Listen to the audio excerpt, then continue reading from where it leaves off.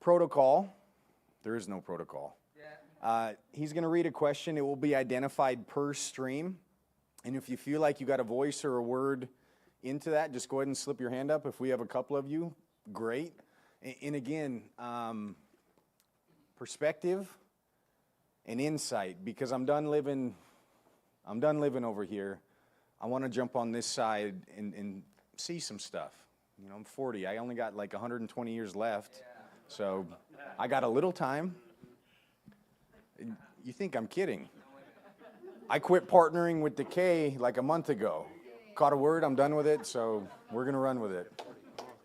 Kurt, we'll start with you. Hi everybody, my name's Kurt Chafee. I'm the senior pastor here, been here almost 30 years, and December 1st will be 30 years, so it's married, 5 incredible children. My 2 oldest are married, and my oldest is going to have her, I'm going to be a grandpa next, like in 2 weeks. Like, it's crazy.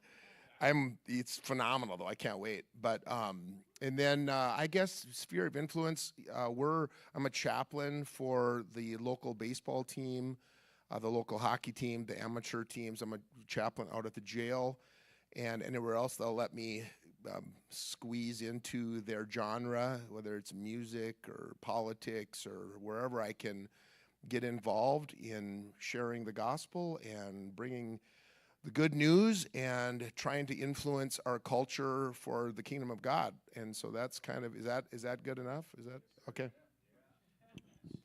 Hi, Tracy Vanderbush. I'm a writer from Austin, Texas. I'm a handler for Bill Vanderbush. There's a lot of words encompassed within that. So,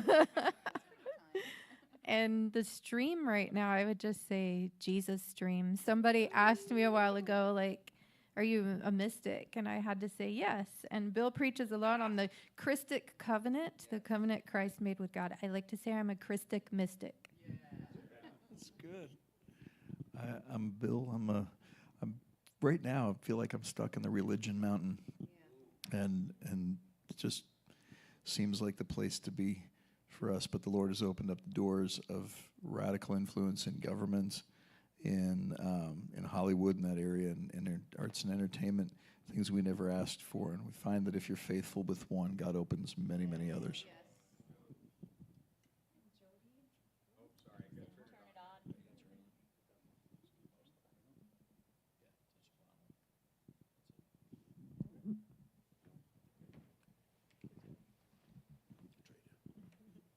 Hi, I'm Jody, and I am currently serving in the marketplace. God has called us to a small town about an hour away from where we live in Lakeville, Minnesota, and we opened a gun shop, gun and laser business about a year ago, and we've had about 5 salvations. We have a Bible study there. We have a little old lady that came to us in October to get her pistol cleaned. She's 88, and she's just about this big. And she came into the shop with her daughter, who is probably our age, and just kind of checking us out. And she came back to pick up her pistol that was all cleaned, and she said, "I think you guys are here for a Jesus revival." So we are there. That's after retirement. I worked for a couple of decades with people in bondage with mental health and substance abuse. I believe that God has had a calling on my life since I was little, and just gave me a heart to love on those people. And we have 2 children. One that is a junior in college, and she's been serving at a summer camp and loving on littles, and she'll be back. This is her fourth year there. So we get to have her for a week. God gets the majority of time with her. So we're grateful for the week that we get with her. And then we have a 17-year-old at home, and yeah, so we have lots of fun. Very cool. I don't know how I add to that. That's really good. My name is Mike, and I have the honor of working with Jody at this gun shop. God's been preparing me for this gun shop for a long time. I grew up in Mason City, not too far from the southern border of Minnesota, and went to Wheaton, and then did some Army time, a couple of invasions, a couple of other things like that as I bounced around the globe, and got out and started running businesses. The gun shop is the fourth one that we've started, and we've been able to work on a lot of different areas along those lines. So very anticipatory of the future and what he has going on for the next little season, because there's no question he wanted us doing this at this time, and we're just excited. Very cool. I love that. Gun shop owner following Jesus. It's just beautiful. I just think that's fantastic. I'm Layman Tedford. Been married to this lovely lady here for 31 years now. So we 32 coming up in September. The most important thing in my life is Jesus, and this is my second. I'm associate pastor at Prairie Winds in Dickinson under this man right over here, Jerry Stravia. He's a spiritual son to me, and I follow him, so you guys go figure that out. It's pretty cool. But the sphere of influence is first my children. My children are influenced by the fact that I'm a loving father, seeing the destiny that he created for them, and then making them, giving them an opportunity to get where they're supposed to go. All about identity for me, coming from a place of no identity. I was talking to Bill. Bill and I share, Bill and Tracy and I share a common spiritual dad in a lot of ways. I think you would consider him a father to you. But someone who, we'll call identity, that calls identity. The first time I heard you say, I'm a gold digger, I'm a gold digger. You know, anybody can find dirt. It's easy to find dirt. It's easy to be a prophetic person that says, I see the sin. But in original design, I feel like the Father is saying something to the generation now. What's the original design that I had for you, son? And I'm looking for my sons and daughters in the kingdom. Can you help me? Can you go and assist me in finding the sons and daughters in the kingdom? And influence, that looks like in my life, we love working with addicts. We love working with people that everybody else will ignore. We like to see people, I feel like the Lord said something, and he said, look at the tables that you're sitting at. Notice the places that you pull up a chair to.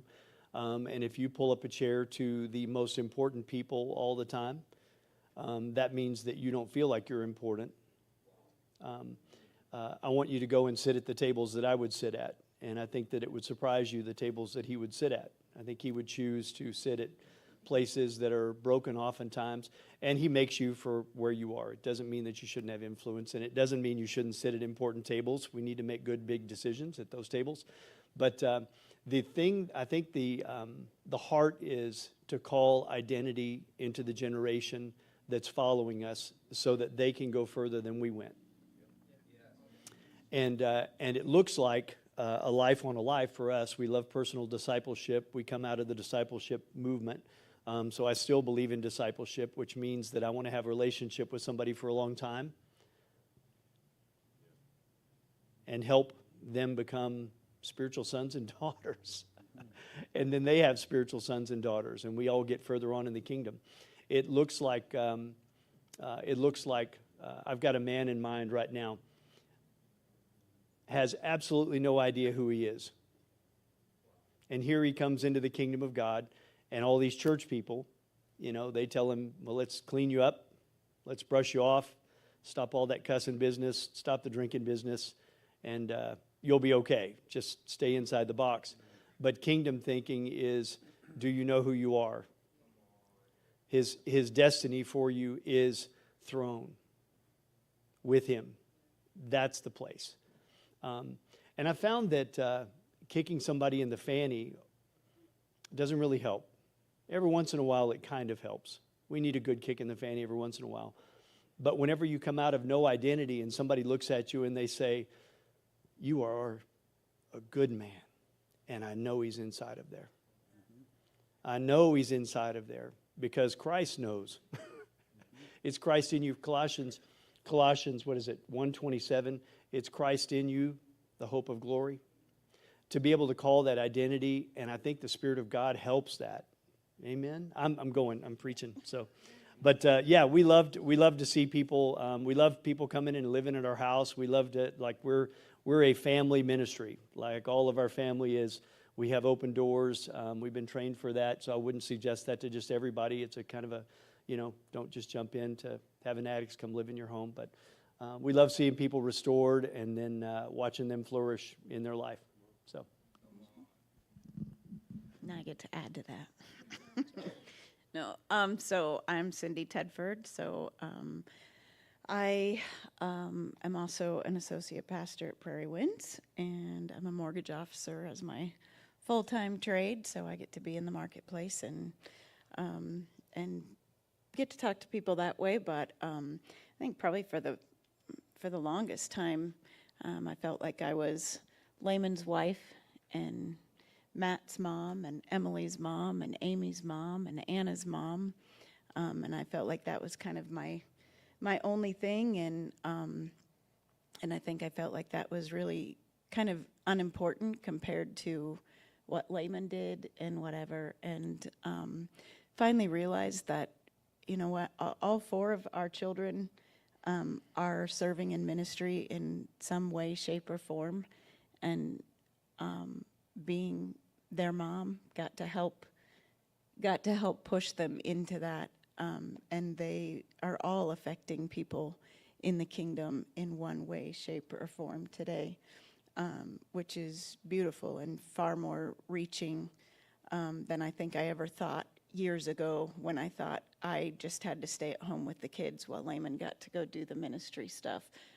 Anyway, didn't realize what an effect it was having until later on in life. So anyway, blessed that I get to be their mom. And some of the fun stuff that I get to do now is just icing on the cake. So our daughter Emily is about to go to BSSM. I know, super exciting. Our son Matthew just became a pastor just a couple of weeks ago. Anyway, and our youngest daughter Anna is going to go to Reading to help support her sister. So we're about to be empty nesters. So a little sooner than I expected. So definitely excited to see what God has next in our area of life. But yeah, we've brought in lots of addicts into our home to come and live with us and learn how to be loved and learn how to be part of a family and, hold a job and balance a checkbook and things like that. And so yeah, we kind of do a lot of one-on-one, one person at a time, pulling people out.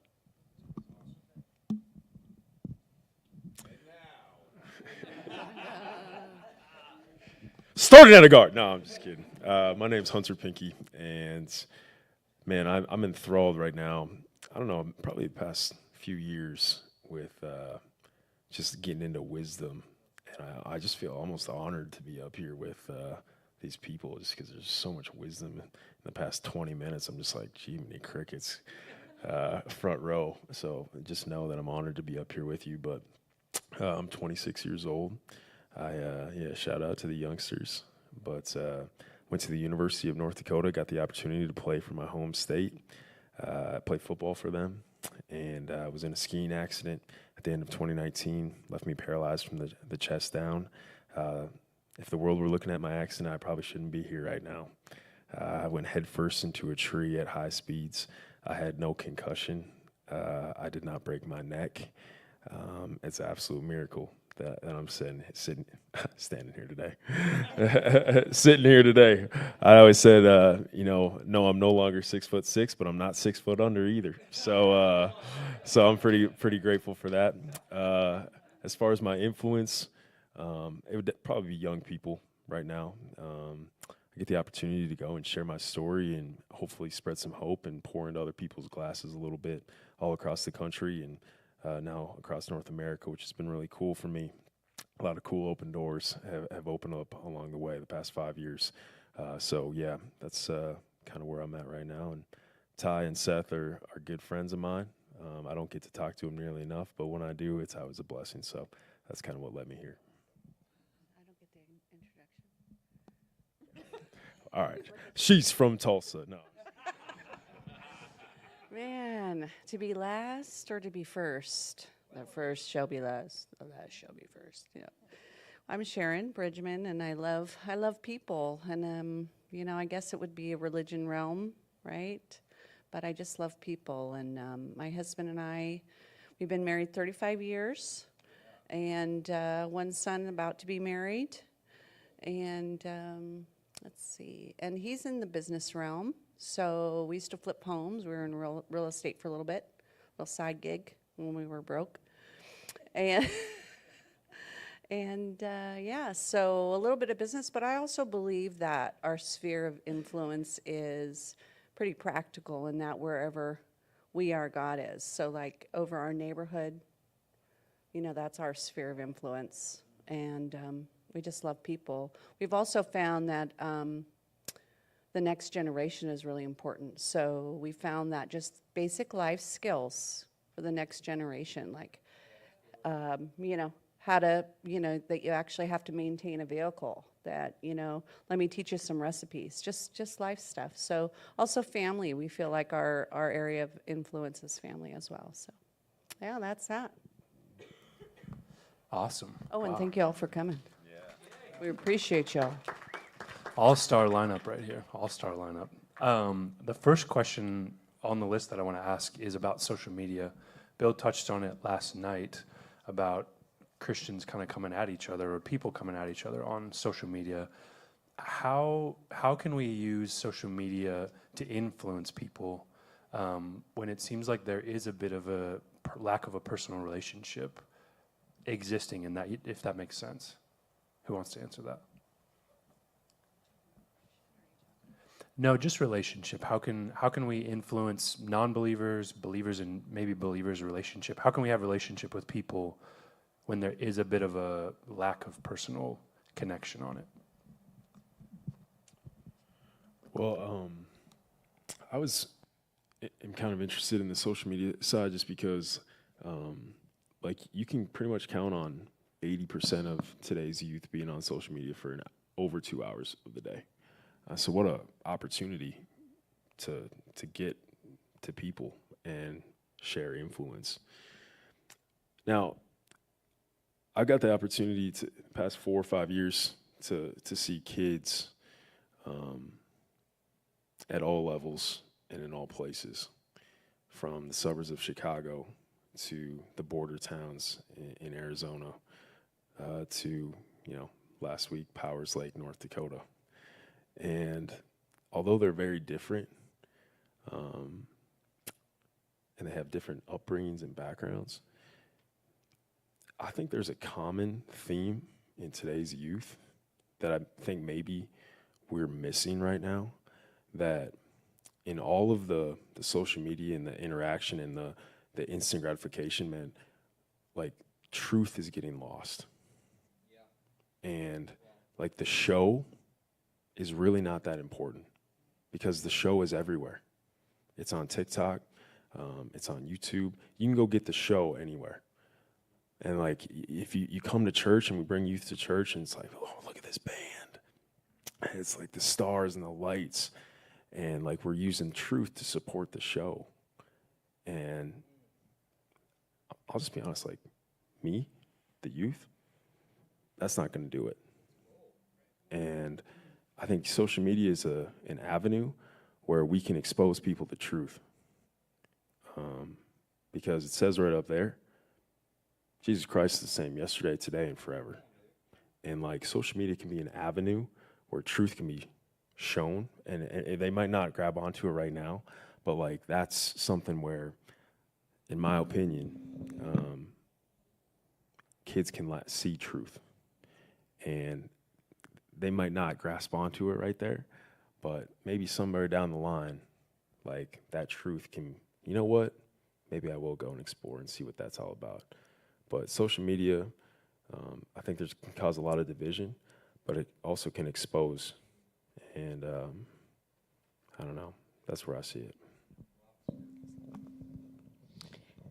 For us, like it took forever for Layman to finally get on board and get a Facebook account. Like he just wouldn't do it. And he finally did. And now that he did, he is super good about, he'll post things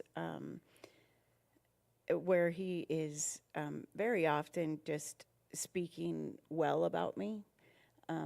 Anyway, he is, he's really great about loving on me publicly.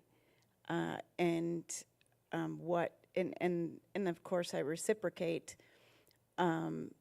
anyway, but what that has done is it has brought a lot of people to message us privately or come to us privately and say, hey, we're having troubles in our marriage. What do you suggest? Or, can you pray for me? Or, whatever.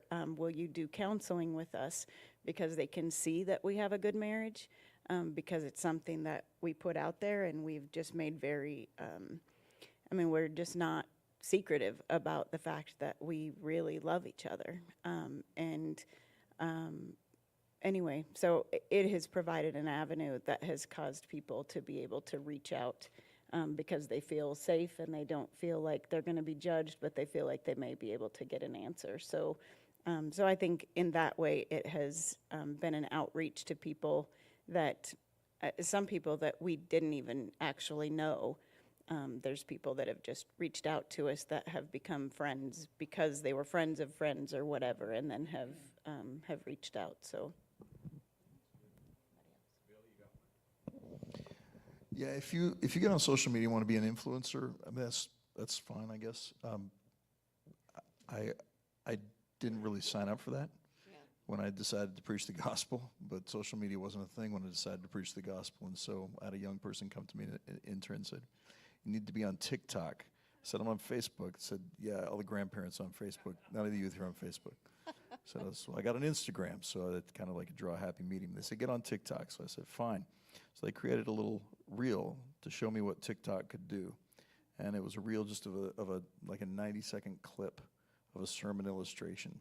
And 880,000 views later. And thousands of comments. Yeah. I began to learn a little bit about social media.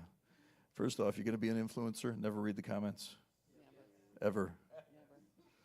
The good ones are bad for your head, and the bad ones are bad for your heart. Wow. And it's just not a good thing to do. You also begin to understand that there are people out there who, of course, they have the name internet trolls, who basically sit there and look for things to criticize, to be mean. And it's what you have is the symptom of powerful people who feel powerless and don't know how to exert strength any other way. And it's basically people crying out for a revelation of their true identity, but they're crying out from the dark. They don't have relationship. And my heart breaks for these people. And so I love doing it. I feel like what we end up limiting social media to is just preaching the gospel. I'm a political guy, but I don't get political online. I just don't. And here's the reason why. And that is because politics comes and goes. Jesus is eternal. So we stick with eternal things. I want people to be able to look at social media posts I posted 10 years ago for them to be relevant for the day that they're looking at them right now. And so, we take stands on certain things like that. I get that's important. But for us, we keep it, we put our life online, and people say, aren't you concerned about privacy? Nobody gets privacy anymore. Unless you're the Unabomber living in the woods, nobody gets privacy anymore. And so we finally said, fine, Siri and Alexa are all listening to us. Let them listen. Live your life in such a way that the world could listen to you and perhaps hear the gospel. Yeah. Right? So we live our lives incredibly transparent. We realize that's the world we live in now. And yet we really have nothing to hide. So it's kind of like, let's just put it out there. And so we talk about family. We talk about our kids. We talk about our life. And we talk about Jesus. And that's the limit of our social media. I can't tell you how many criticisms I get for what I don't say online. Mm-hmm. People constantly be badgering. It's like pastoring a church. It's kind of like, You know, it doesn't matter what you say, you're going to make somebody mad. And what you don't say is going to make some people are always listening for whether or not you agree with them. And in social media, I've just made it a real simple rule. It's us and it's Jesus. It's our house, our life, our family, and Jesus, and that's it. And we've discovered over the years that actually builds a really, really strong base of influence to build families and lives for the kingdom of God. And that's really what we're all about. And so that's what we do with it. Awesome. Incredible. Thank y'all for that. Stay off TikTok. Chinese. This one comes from the religion section, so I actually want to ask you, Kurt, to start, and then whoever wants to answer after that. The question is, how do you stay away from burnout? I'm guessing it's coming from a younger person, maybe just starting ministry, but maybe talk as a younger person in ministry and maybe where you're at right now, how you're staying away from burnout. And how long have you been here in New Song, Kurt? Be 30 years December 1st. So, you know, I think, you know, the first thing Jesus did after he got commissioned was he went and started getting his team built. Right? So James, John, Andrew, he's get these guys. And I think we overlook that often, like the power of your team. And so you can, well, we were talking earlier, like if I die, this ministry will probably get better. And that's kind of the goal. Yeah, it is. Isn't it? Yeah. Like we say that, and so we have, I'm a broken record with our staff. Where's your team? When do they meet? I want to come and cheer them on. And that, then everybody can carry their load, you know, and too many people burn out because they're carrying what they're not supposed to carry, right? Pick up your cross and follow me is not just for me, it's for all of us. And I always tell people, you know, Jesus didn't call anybody to sit on the bench. And we all have a part to play. And you know, my home, I have 5 kids. They have chores. And they don't even have to like it. I don't mind. Garbage just has to be done. Well, I don't want to. That's okay. You'll have it done or there'll be a consequence. And the home is a reflection of the body of Christ. Like we all, every joint, every ligament, every sinew, right, has to work together or my foot is not a good hand. You know, and so you've seen people probably who have no hands and they train their foot to feed themselves. That's incredible. But that's not the norm, right? So the team, and then that way everybody can share the load. And I don't know what else to say other than that has been, for me, the biggest part is to share the load and not feel guilty about it. Matter of fact, to celebrate it, to be like, I don't know what's going on. It's so awesome. I don't know what's going on in this building all the time. And it's a celebration. And there's activities. And our goal is to burn this building down. I mean, to just wear it out for the kingdom, right? And so I don't want to know. If I have to know everything that's going on here, one of my biggest frustrations with the church in America is what business, and Jesus said I must be about my Father's business, sits empty all week. That's why I love getting to partner with you guys. And anything else, we have a daycare. It's like, what can we get in here? Because they're going to walk in here and they're going to see stuff. Yeah. We've had this might get me in trouble, but we've had political events on this stage. Yeah. And they come in and they're like, what? And they don't even agree with me and everything. Can you believe that? Like, does everybody agree with that? Yes. I could probably say some stuff right now that you probably won't agree with, but that's okay. I'm going to jump in just real quick, Tracy, and I just want to honor Kurt. We had a sit down, and I've known of him for a while, and I know his heart and his love for the city. But when we met, that was our conversation. He says, we don't need to agree on everything for you guys to use the space, and actually gave us full permission to be us. He says, I don't want you to change a thing to get to use our building. He says, this is the body. And so speaks volumes to your heart, Kurt, and we are yeah, no animal sacrifices. Yes. And so the river thanks you. I think everybody can agree God has, you know, manifested our time together. And so just thank you for being You're a open. blessing to us. Yeah. Too. Yeah, if I can get ministers in here, I know there's a fruitfulness that for all everybody. Amen. That was good stuff you shared. Team building. I think one of the ways for me personally, like avoiding burnout, is I had to learn that it's okay to say no. Sometimes saying no can be just as holy as saying yes. Learning to care for your body, because we are so concerned about the spirit. We're about the things of the spirit. Feeding your own spirit, getting it, you have to take time to just get before the Lord and hear his words and let him minister to you and pour into you. Also, I've been doing, last year we went to 78 different locations.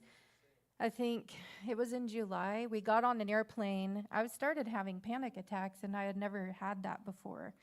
It was crazy.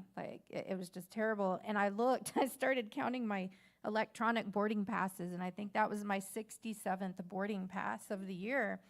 And I realized I was pushing and pushing. I kept saying, I can do this, I can do this. And I was crashing. And so I learned about breathing techniques and things like that. And God really started speaking to me about breath, the breath of the Holy Spirit, taking time to breathe and really connect, that's how he birthed us, breathing his life into us. So caring for your body. And on one other note, I think it's important for pastors to have sabbaticals. I used to think, I grew up where you work. And, what's vacation? That's a wimpy thing to do. And you need to have vacation. You need to have sabbatical time. We look around at what's happening with all the pastors that are falling and ministers that are just crashing. And you got to look at it. They're mostly on 24/7. When you're a pastor or any ministry leader, you know how that is. You're kind of 24/7 on. You have to be able to shut it off and minister to yourself, your family, and be with God. So, yeah. Yeah, the yes-no thing is really important for us to learn. People will love you for your yes. They'll respect you for your no. We oftentimes think that we say no, that people reject us, and that's not the case. People will love you for your yes, but they'll respect you for your no. We also learn that divine synergy is greater than human strategy. Sometimes we can strategize ourselves into a ditch emotionally, and listen, if it's got the breath of God on it, it'll have divine synergy. And human strategy, businesses do that all the time. Divine synergy is where you're leaning on the Holy Spirit to fuel the idea. And 33 years of ministry, I've discovered you only burn out when you're the fuel. It's like, are we going in order? Can I just tag on to that real quick? Is that okay? So I was in that too. I agree with you. That's exactly what I was going to say. And also, it's that priority, because you have, 100 things to do, right? And it's really like, okay, Lord, but what is your priority? What is my priority? Because right now I'm so overwhelmed with all of these things. You can delineate and go down the list. And also, I think it's really important to have your tribe to call you on your stuff, to say, you know what, you do need a sabbatical. You are way out here. You do need to rein it in a little bit. I think tribe is really important, your community. Whoever, not your yes men. Is that bad to say? You really do need to have people to say, let me pray for you, and why don't you sleep on that and think about it? Maybe you do need a sabbatical, so it's really important. Thank you. And I was just going to say just the very same thing is, I love spreadsheets. So I love lists. And so after I make it, I say, what is your will for my day today? And I need to repeat that a lot. But I also, when my days are going well, I do that. And then I also have Christian music on in the background. And then we rely on each other to feed on each other.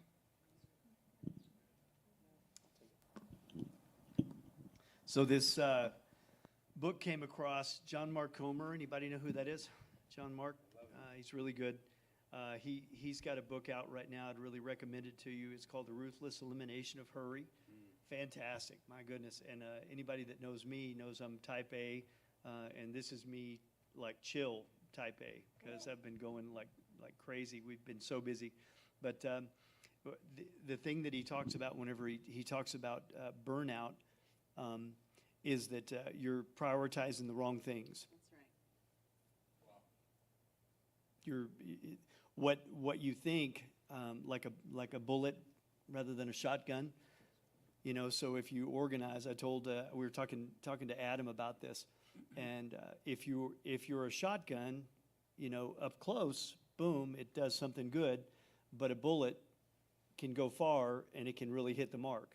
And what you have to decide is, what's the Lord saying to you about where you're supposed to be the bullet? Where am I actually supposed to do what I'm doing? And if you get caught up in this religious thing that we're talking about, you know, how do you deal with burnout? First of all, you have to be authentic. Authentic is really important, because if you can't live with yourself, you know, you're going to stand up and you're going to go, man, I'm faking it. I am phoning it in. I am phoning it. And that will run you ragged. That will really run. But you can get a lot of mileage out of the flesh if you're not careful. You really can. When I was young, I got a lot of mileage out of the flesh. I mean, just out of what my energy level could do, because I was young, you know. But the older I get, the more that I find that it's really important that if it's important, then God will put his oil on it. You know, and if that means I have to say no or I have to say yes, but centering your life around the things that really matter. That's the bullet. That's the bullet. Centering your life around the things that really matter. And I think that we're a culture that screams rather than whispers right now. Have you noticed that? Like, everybody is screaming at each other. They're just, look at me, pay attention to me. I hate you, you hate me. And right now it's election season, so we've got people telling us who we should hate right now. Please come and join my hate. You know, please come and join my offense. And that can be really distracting for people that do ministry. It can be, you know, like we can get affected by the things that we really shouldn't be caught up in. But if we center our lives around the things that really matter, and what are the things that really matter to Jesus? You know, what are the things that really matter to him? I think the things that really matter to him are the people that he puts in front of you. That's what I think. That's what I think. I had Pastor Jerry. We've gone through talking about burnout. We physically have been really tired. Physically have been super tired. We're going hard, lots of work, lots of preparation for in the middle of a move. And the team, so Jerry, I'm standing outside just a minute ago. Running with the right people matters. You know, when you talk about your team really, really matters. And he said, I should have done something for you the other day, because I'm like super tired, really just whooped body-wise right now. Spirit's good, but body is whooped. You ever been there? Body's just whooped. I've worked hard. And he says, I should have done this for you before, Layman, but I'm going to be obedient now, and I'm going to do this. He said, will you let me carry you right now? And I went, what? He said, no, I mean literally. I want to physically pick you up in my arms. And he's like a beast of a man. He's like huge. And I like jump up in his arms, and he's like, I got you, Dad. I'm like, yes, that's so good. But being willing to ask for help. Okay, that's the big one. How do you get away from burnout? Be willing to say, I am finite here, and I need help. I just wanted to add vulnerability and transparency for leaders is super important. When we're doing one-on-ones, or whether we're at the, you know, at the pulpit, we're speaking out. the things that we struggle with. Because I think when people look at leaders as though they don't struggle with anything and that they have no sins in their life, no things that they struggle with, that sets you up for disaster. I think you have to be vulnerable and you have to be transparent and you have to say, you know what, I'm really struggling with this. Or I have struggled with this, maybe something that you've overcome, but people need to know, you know what, there's other people that maybe they look like they've got it all together, but they're not perfect and they still do things. And so it allows you the freedom, I don't know, just to be able to not be perfect and not have to put up that facade so that you're putting people in a place where they are just too I don't know, just not able to look at you as though you have any room for mistake. So Yeah, great answers. Thank you.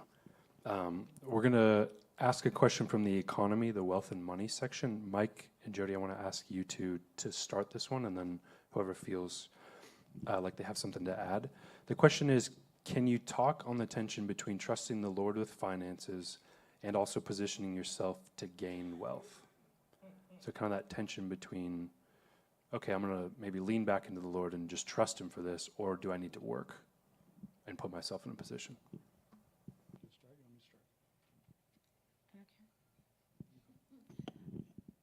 I think that talking about transparency and vulnerability, I don't think that there's a time in my life when I can look back and think that my plan for how to gain wealth worked ever.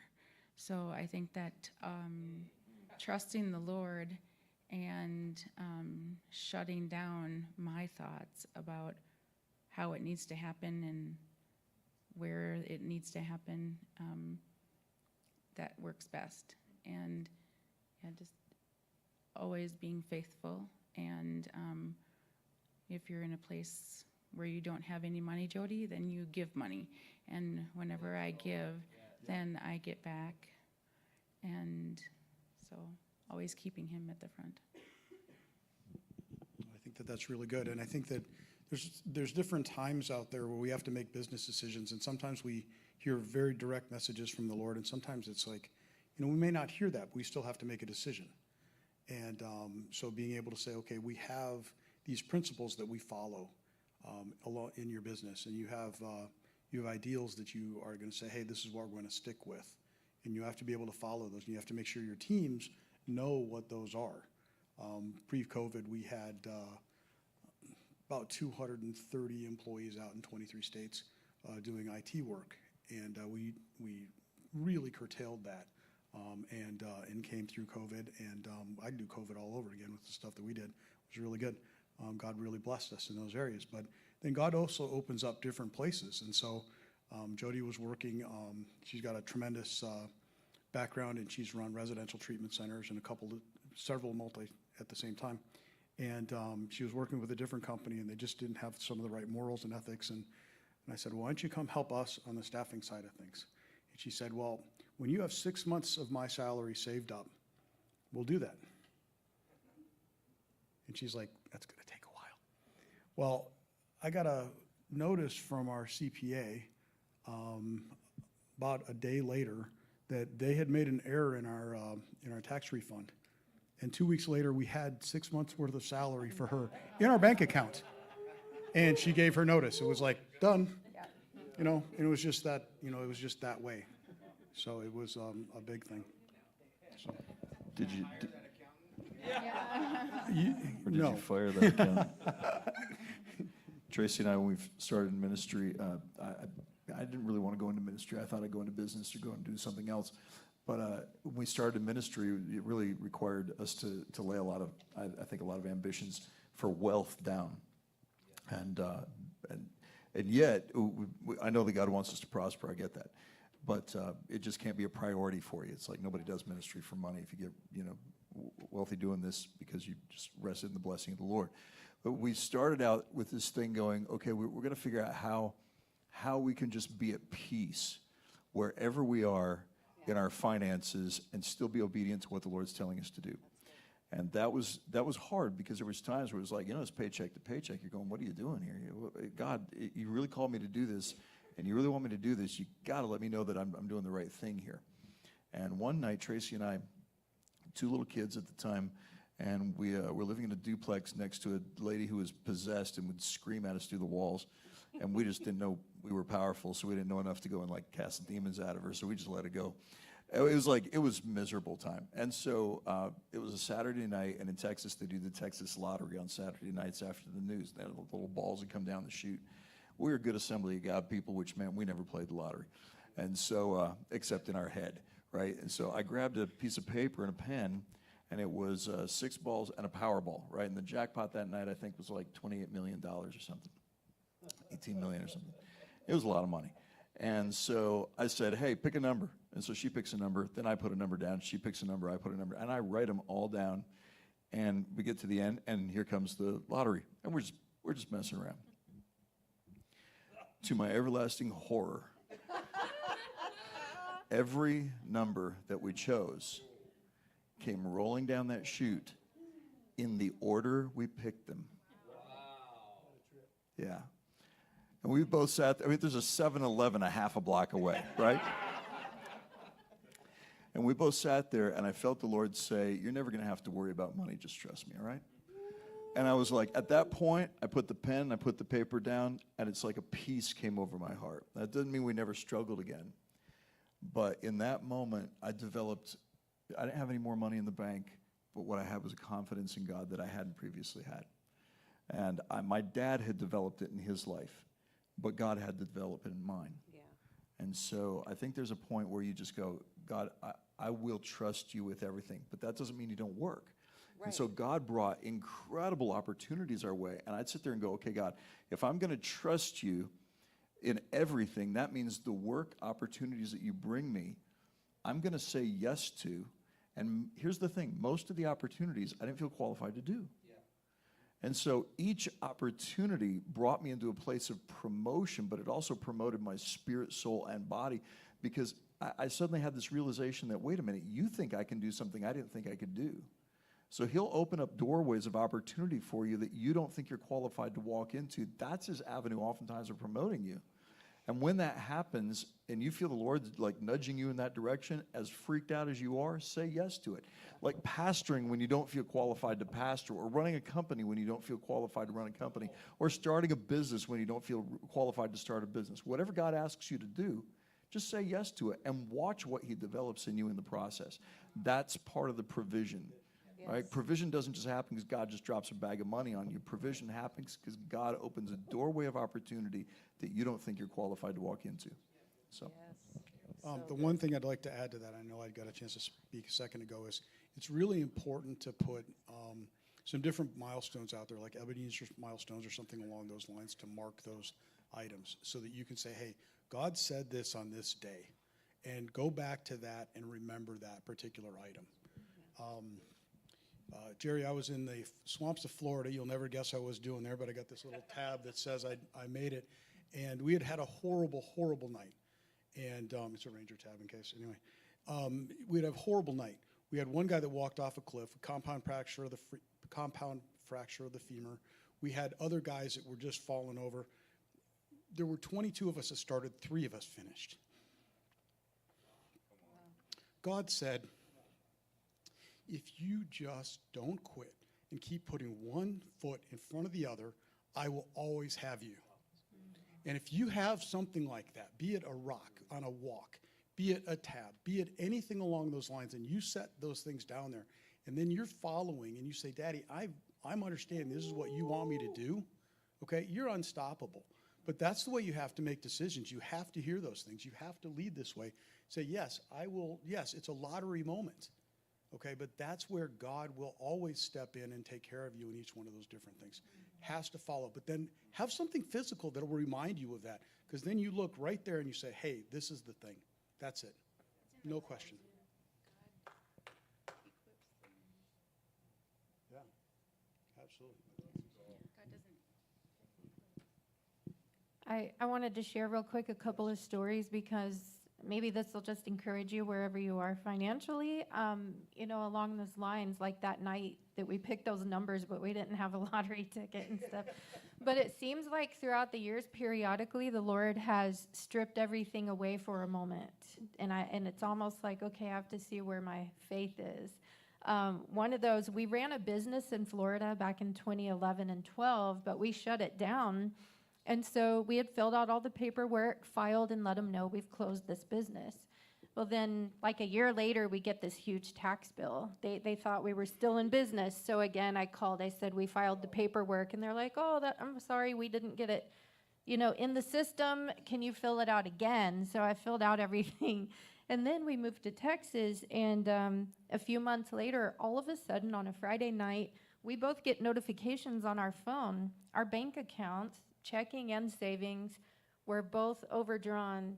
And we're opening it going, what's happening? And both of them said negative $8,600. And we're like, so we call the bank and we're saying, something happened. Somebody just committed fraud, blah, blah, blah. And they look and they say, no, it's the Florida Department of Revenue. And so that was on a Friday night. So we couldn't call the Florida Department of Revenue. They were closed for the weekend. So on Monday, like the whole weekend, we had nothing, like zero. And we're going, what's happening? So we had to wait until Monday to call. And Bill calls, long story. I'll try to just make it short. He ends up, first of all, they said it was their mistake. They didn't get the paperwork situation. So they said, but it's going to take us about 60 to 90 days to get your money back to you. And we're like, what are we supposed to do? We can't pay rent or anything. And so, but they got him to speak to a guy. They said, we'll get you to a supervisor. And the guy goes, are you Bill Vanderbush, the preacher? And Bill goes, yeah. So then the guy, all he wanted to talk about was his messages. And Bill's sitting there the whole time thinking, where's my money? I just want my money. Yeah. But at the end of the conversation, he says, let me see what we can do. And they had our money back to us within 24 hours. Like God, and the lady that he put us back on the line to confirm some things, she said, that never happens. We never are able to get money back to you in 24 hours. So that was a moment I felt there was a test. And then came 2020. He got laid off from the church we were at because when COVID hit, there were a bunch of layoffs. And so immediately he got laid off along with a lot of other people. And then the speaking engagements shut down. So like 95% of our income was just gone. And so I said, well, we're going to have to talk to our landlord. I don't know if we're going to be able to finish this lease. And that night, we got a phone call from a man we barely knew. He said, do you need a place to live? And we said, we actually might. Our landlord did let us out of the lease. And this guy, well, he said, we have a house that's just been sitting for a year. We just haven't gotten around to getting it on the market yet. He said, come over, here's the address. It was a house that we used to go walk this block and these massive estate homes, and we would say, who can live in these houses? Like, how do people live here?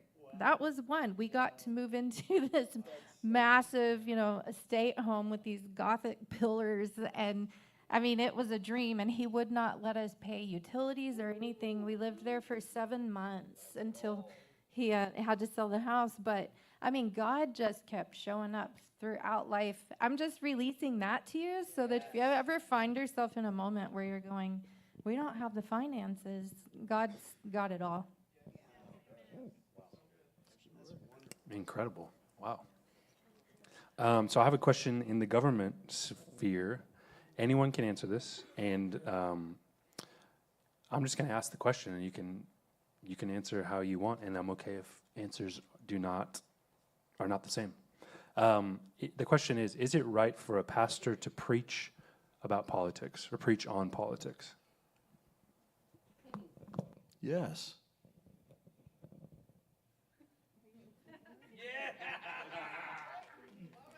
Can you expand a little?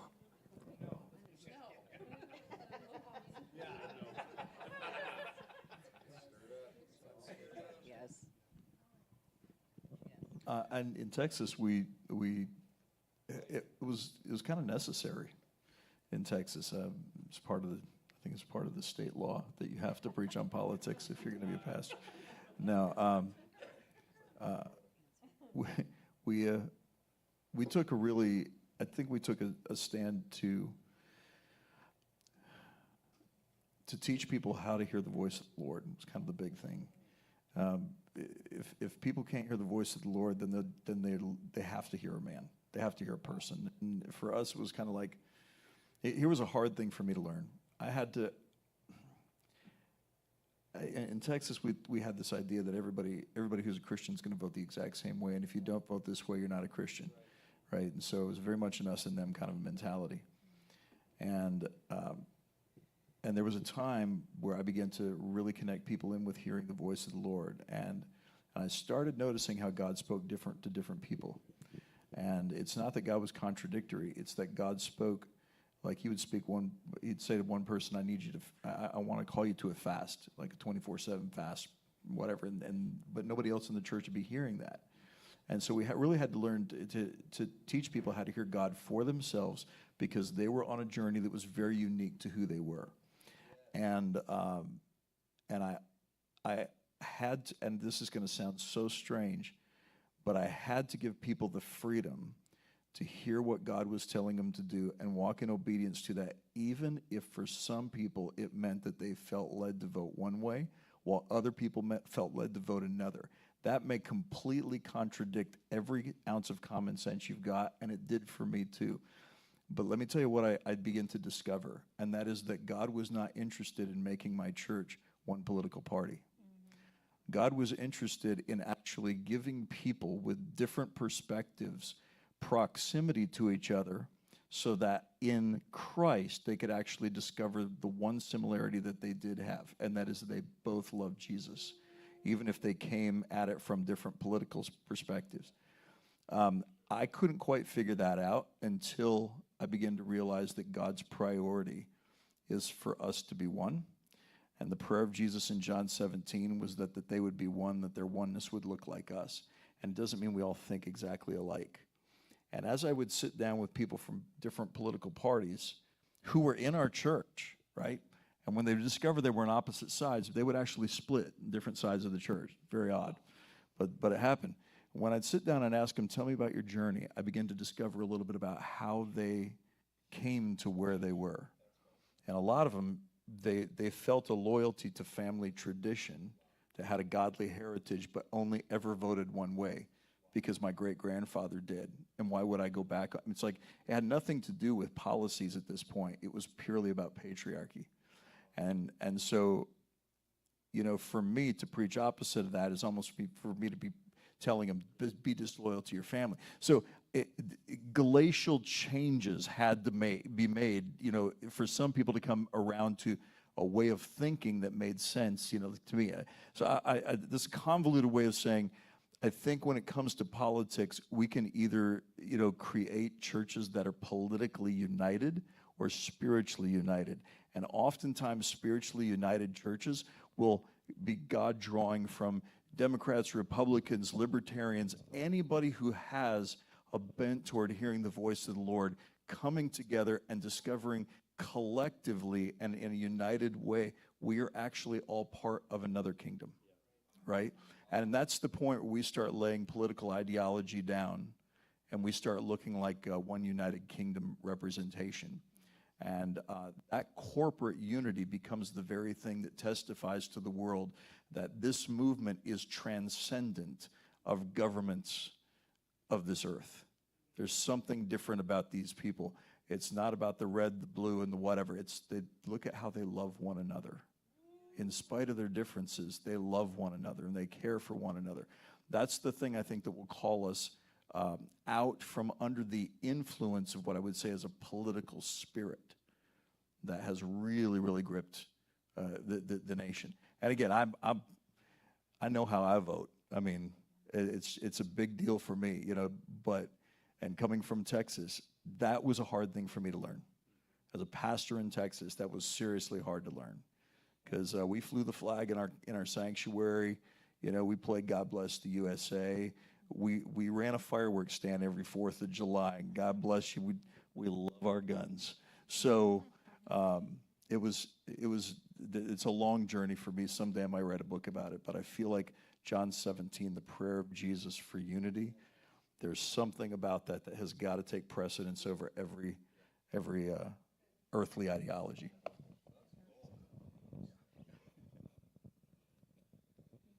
I'm going to interrupt just for 1 second. Adam, I'm going to give us a few minutes here.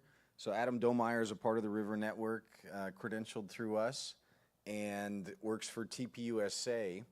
And so I want to ask a question, Adam, and I want you to touch it.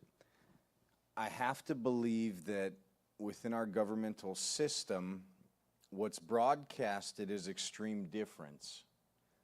But there's got to be people behind the scenes that are close to the middle that, are you guys grabbing what I'm trying to say? That Republican or Democrat, I think there's people that exist in the middle which are actually really close to the middle line, which are genuine, and I'm going to say the word polite, it's not the right word, but have a heart to work together.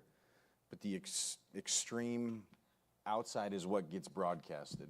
So Adam, if you would just grab the mic and take a few minutes and speak to like our current climate culture, like where are we going, and working with TPUSA, it is an election year, like what's coming down the pipe from your guys in that organization? Sure. Sounds good. Yeah, thank you. Should I stand here? Is that fine? Okay.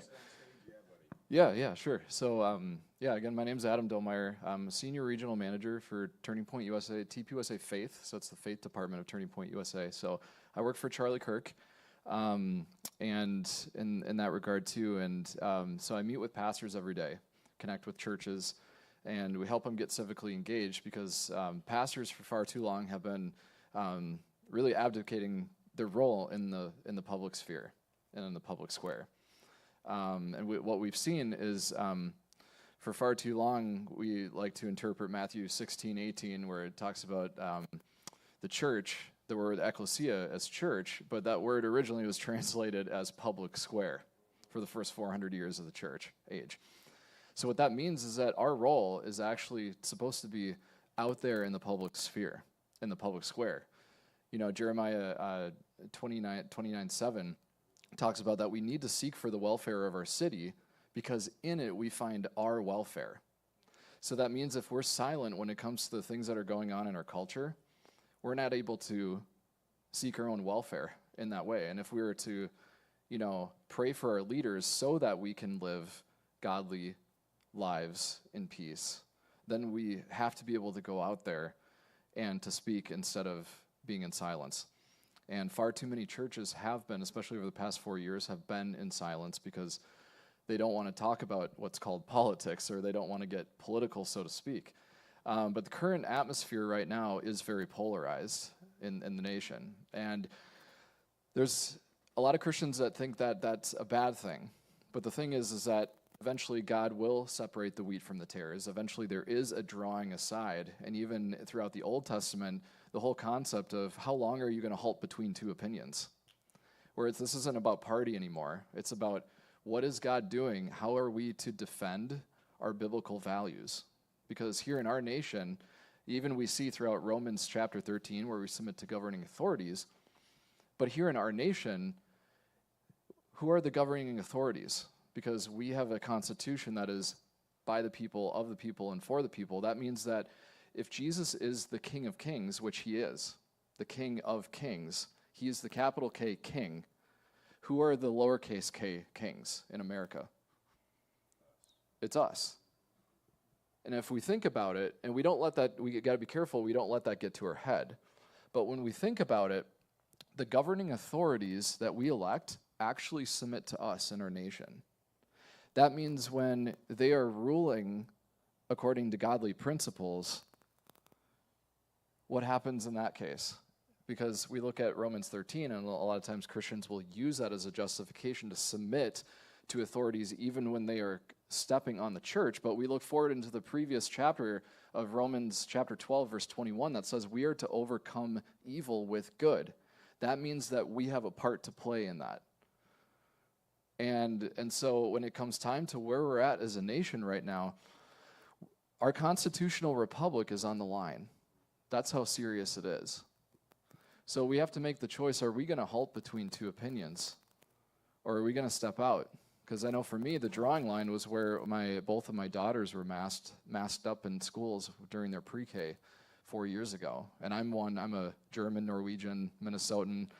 You know, we have that. We don't want to step on eggshells in our culture. We don't want to come out and say anything. But the thing is that my 7, almost 8-year-old daughter right now has a speech impediment and can't say her L's, R's, and S's because the government in my state and schools mandated that she had to wear masks. And after I started seeing that for 8 months, and I started seeing she'd get done from school and start crying and take the mask off, I realized, okay, I need to go in now and have conversations with the teachers, with the school. Not only that, but representatives. And there comes a point when how far is too far, and we're seeing that right now with a lot of different issues throughout the nation. And so right now, according to a Barna study just a couple years ago, 33% of pastors have a biblical worldview. 33%. Now it's down to 26%. 26% of pastors, and that's across all denominational lines. So that means that roughly 1/4 of pastors throughout the nation have a biblical worldview. And what that means is that the church has work to do. And that means that we have a part to play in it, that we have to encourage churches to get involved, to speak up about the issues. But I will encourage you that even though that percentage is down, the more and more I'm traveling the country, I will say the more pastors I've been meeting with, the more and more of them have been standing up and have been bold and brazen and wise as serpents but harmless as doves. And so there's a way to do it. There's a way to speak out that will really touch that specific church and congregation. It looks different depending what denomination it is, but even what state it is, even what age or ethnic demographic you're talking to, but the whole point is to speak out. Because, it doesn't mean that you're advocating you need to advocate for a party or a candidate behind the pulpit.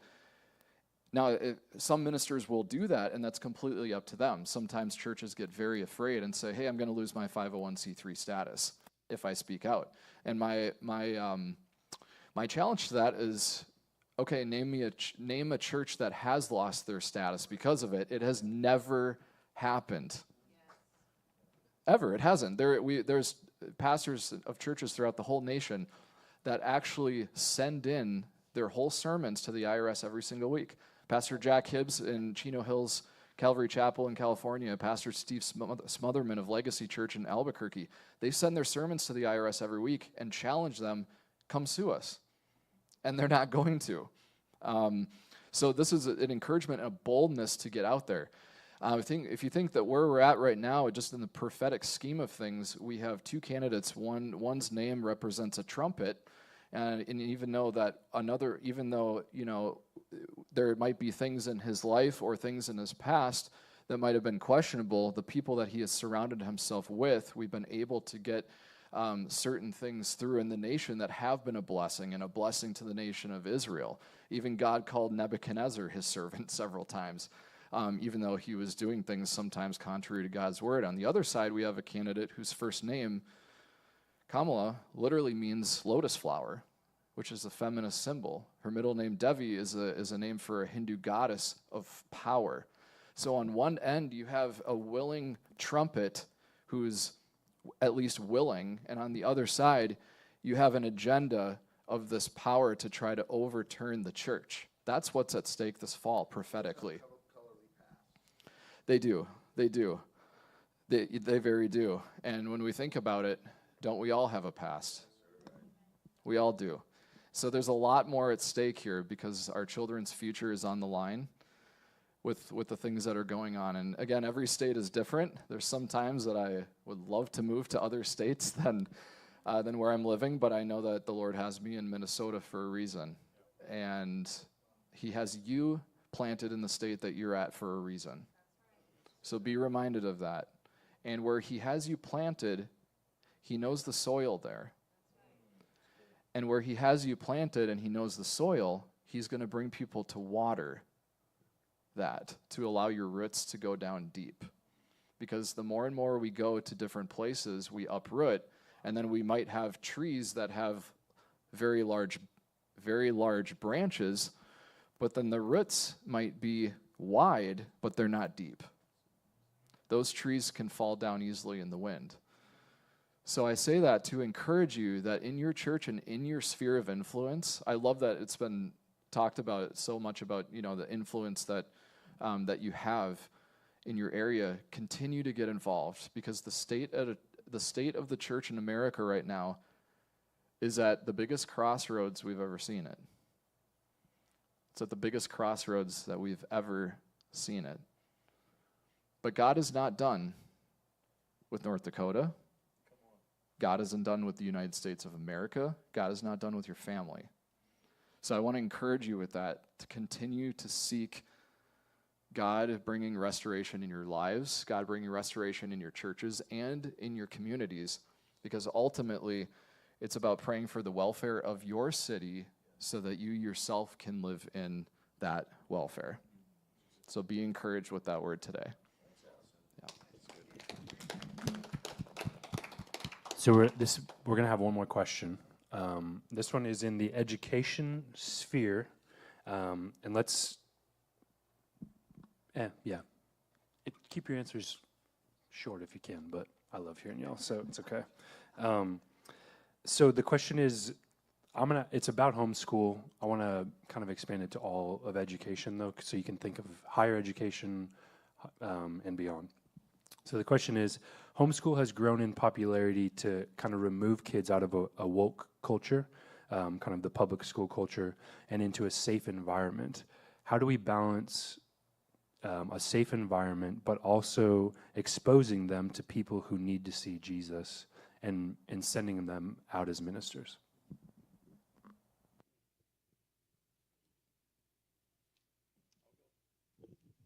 So the personal experience, we had, so I love the public schools, got heavily involved with getting dads involved with their kids. Tidal wave of another culture. I watched as my first two, we have two older kids and two younger children, all ours. The first two didn't have the same struggle, and within the last 15 years, the struggle has changed and it's amplified. There is a greater impact because of the influence of social media, the influence of the peers on themselves. The first children didn't struggle near as hard with identity as the ones who were exposed to all of this. Where do you stand up and say, this is wrong? You can go down to your school board and you can talk anytime you want. I think we should. I think we should be involved with our public schools. If I had to do it over again now, my kids wouldn't be in the public schools that we have. They wouldn't be there today. 15 years ago, yes. But I saw the effect. What happens is you want to be a part of the solution, and then you realize that the tidal wave is bigger than you. And it's even bigger than God in that way. You understand? Bigger than God in the way that their influence is being influenced. Wow. The questions that they're coming home with. I'm not sure if you're called to it. I think that's important. Education. If you're called to be an educator and you're called to influence education and God has told you to be there, I think you should definitely be there. But then there comes that time when you go, well, I'm a parent and I'm watching the effect of what is happening in my city. I have to make a personal decision. Do I have my kids public schooled, or do I educate them myself where they're not going to be bombarded with the daily, dose of, the word is woke. I don't even know that I know what that means. I don't know that I know what it means, but I'm assuming it has something to do with an identity of some kind where anything and everything is okay, that there is no standard. Am I right or wrong? Is that what woke is? Yeah. Okay. So I'm not sure. I'm not sure if that answered your question. But coming back personally to it, you have to make a decision prayerfully as to whether or not you're going to let your kids be exposed to it. We had a rule that if our children were going to have friends that were of a particular group, as long as you're the influencer there, that's okay. But the moment that we see as your parents and your guardians that you have become influenced by that, then we will ask you to take yourself out of that. And we found that there were so many of those that kept coming, and they were very powerful, and we're praying family. We're praying and covering, and we're teaching our kids. We're teaching them to love Jesus the whole time. And it still overwhelmed. It didn't last, but it was overwhelming.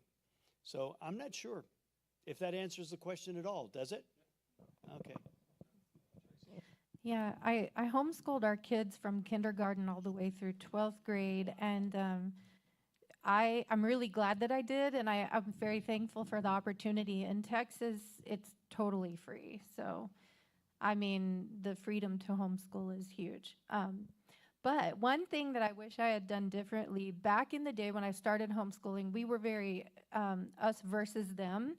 And so I did keep them very sheltered from the rest of the world. I took them to the Capitol. We got involved with political things. I had political candidates come into our home and do meetings and stuff like that. So they were exposed to all that. But again, it was very divisive, the way, that atmosphere. Danny told us, congratulations, you trained your kids to live in a world that doesn't exist.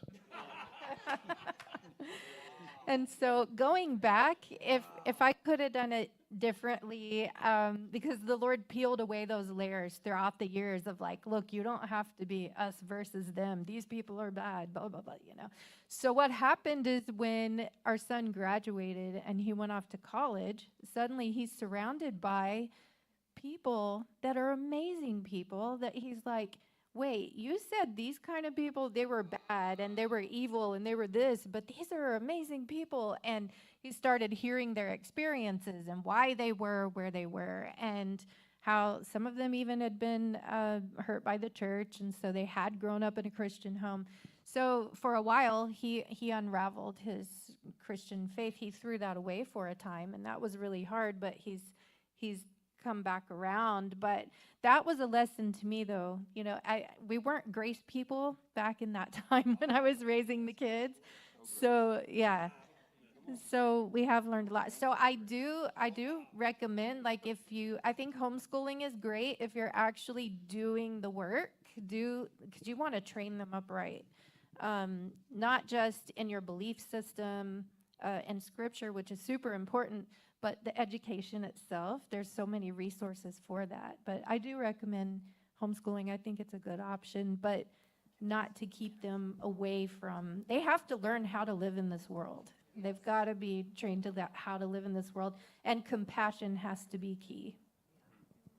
We agree. We believe in homeschool and open carry, which is kind of one of those things at a gun shop. So I'm Jerry. I just wanted to kind of speak on it because we're in a unique season right now, our family. So we just made the decision to remove all of our children from the public school system. It's honestly something my wife and Kelsey have been, Beck's had it on her for a long time. She's an educator. She doesn't think so. She's always been a teacher. But the unique part of that is actually last year, so I'm a wrestling coach in high school. Not something I thought I was going to be involved in. Wrestling ripped my flipping heart out.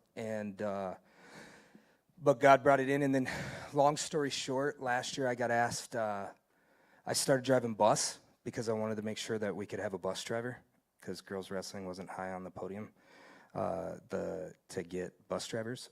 So then I started really having fun connecting with kids, and then they asked me to substitute last year, and then they asked me to come on. So we just pulled our kids out, and I'm gonna be a 10th grade English teacher in the public high school.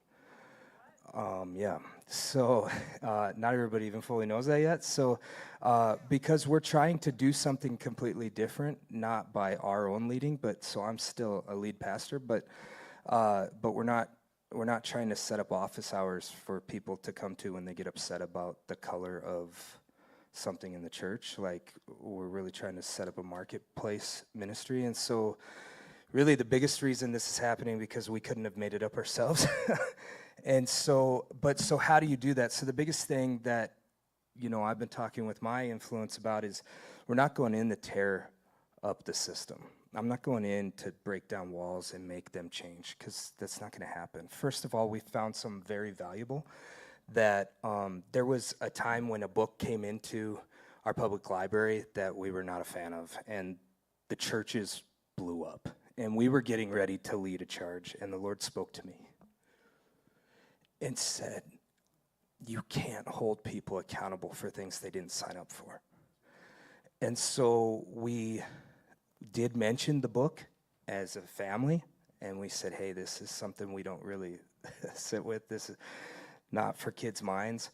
But the last thing we're going to do is have a town hall and yell at people who think it's okay, because they never even signed up to live for Jesus.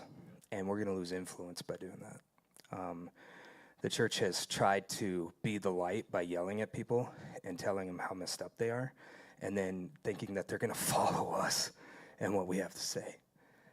And so I'm excited, terrified, but we're in this thing where we're pulling our kids out and then just trying to be a light to where if we can influence some people, like they know, like I'm going to coach by calling out identity, and I'm going to teach by calling out identity, and the name of Jesus until they fire me, so it'll be fine.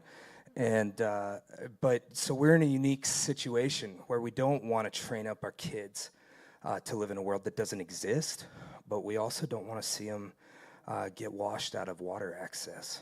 And we don't want them to not even be able to access the water anymore. So I don't know.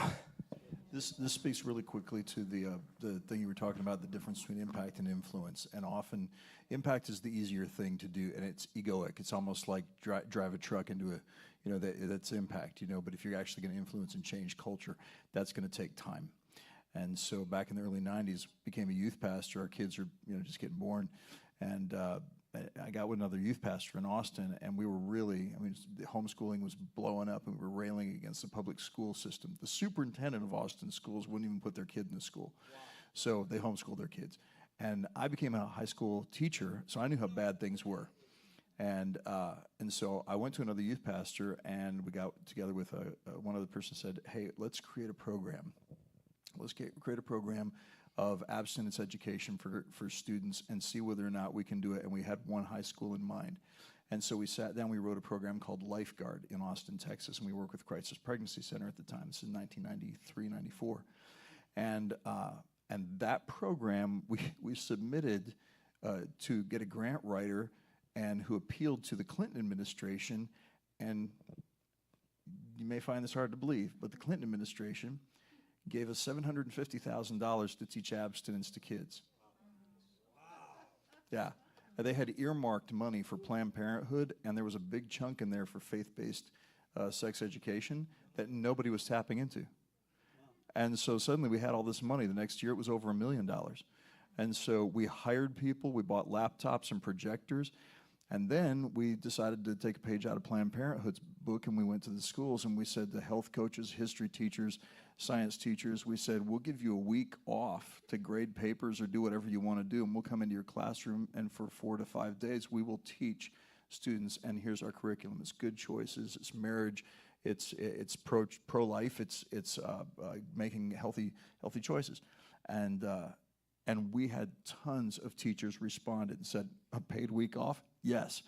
And so personally, we ended up having 9 teachers. I was leading the program at the time, and personally, I talked to 17,000 students a year right? That program expanded throughout the entire state of Texas. It still continues. It's been taken, the curriculum has been taken and adopted by states all over the United States. It's become the largest abstinence education program, really in the world. But it's got a number of different names, but it's a program we wrote back in the early 90s. And I can look at that. I think about that now, and I was talking to one of our former students who became a teacher, Bible school students who became a teacher in that program, and said, do you realize what's happened to the teen pregnancy rate in the last, since then? And started showing numbers to me. And I'm sitting there going, oh my goodness, because I realized there's an entire mindset of generations toward this subject that has actually shifted, especially in the state of Texas. You can really track it in the state of Texas. Not so much around the rest of the United States, but within the state of Texas. That exists because back in 1994, 3 people got together and said, let's try to do something to make an influence shift in a culture. And it took 30 years to get it done. But yeah, I mean, you gotta have a long-term vision. You want to make a short-term impact or have a long-term influence. That shapes a culture. That shapes generations. So now, and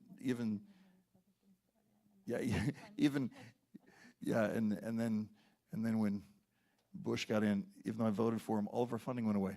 It's crazy, but it's neither here nor there. I don't know what to do with that, honestly. That'll mess with your head, especially when you're a card-carrying Republican, okay? So all of our government funding just disappeared. But there's something about getting the heart of God to make an influence and having a long-term vision on how to do it effectively. That's just one example. Even now, if I'm walking through a mall, I'll run into somebody and they'll look and go, hey, the sex guy. Because they can't remember my name, but they're like, and I still get this today. You came into my school and you taught for a week, and I never forgot the stories you told, and I never forgot that, and that actually changed my heart and my mind about this and this. And I'm like, and that was 15 years ago, 20 years ago, 30 years, so crazy stuff. I have a question. So you didn't preach Jesus. You came in as a health, these are the benefits of abstinence. No, but we had very clever communication.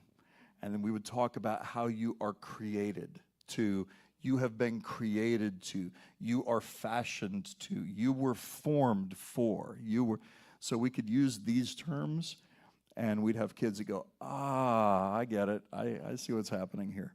So we had a lot of students who would come up afterwards and go, you guys are Christians, I totally get it, I'm hearing the gospel in here.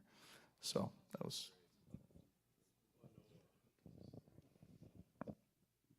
I know Seth said to keep this short and sweet, but I was actually the one that asked this question on my sheet. And I have no kids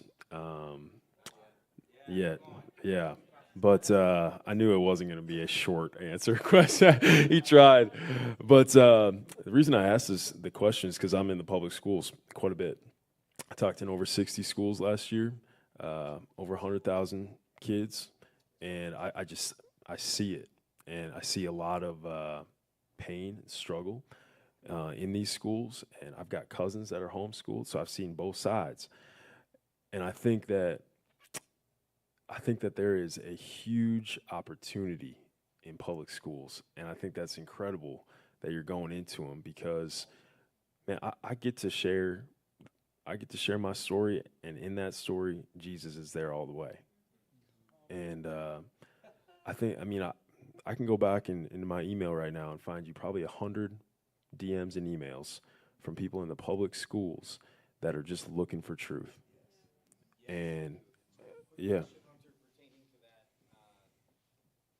Assemblies at night or during the day, is there still a difference?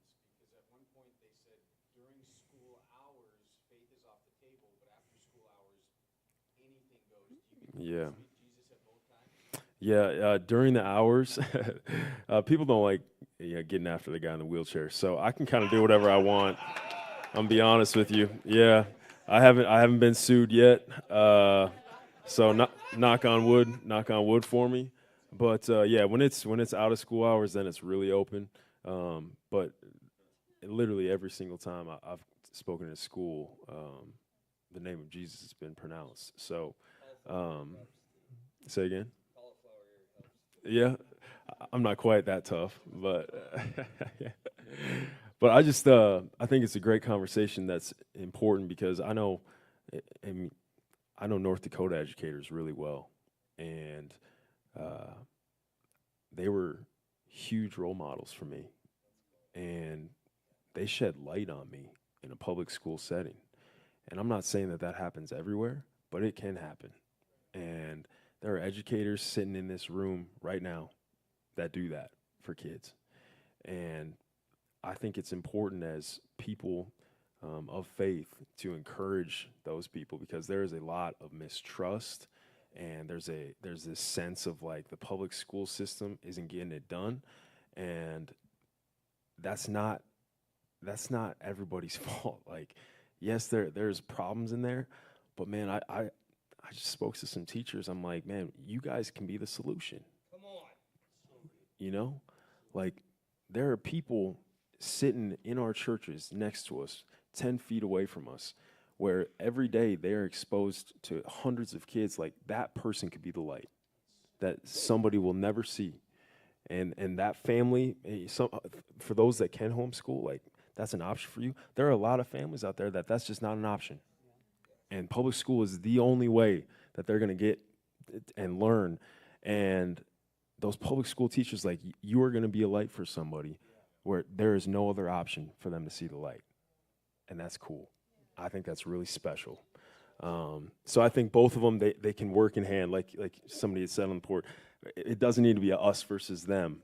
But man, I think it's important to support those in the public school system because for some it's the only option, and we can still share Jesus in that setting. So, thank you for the answers. Okay. Thank you, panel. Hey guys, we're gonna break. We'll be back at 6:30. 6:30 kickoff, and by pattern at this point, 6:40, 6:45. Be prepared for a late one tonight. So if you got to slam some coffee or do some things, do that.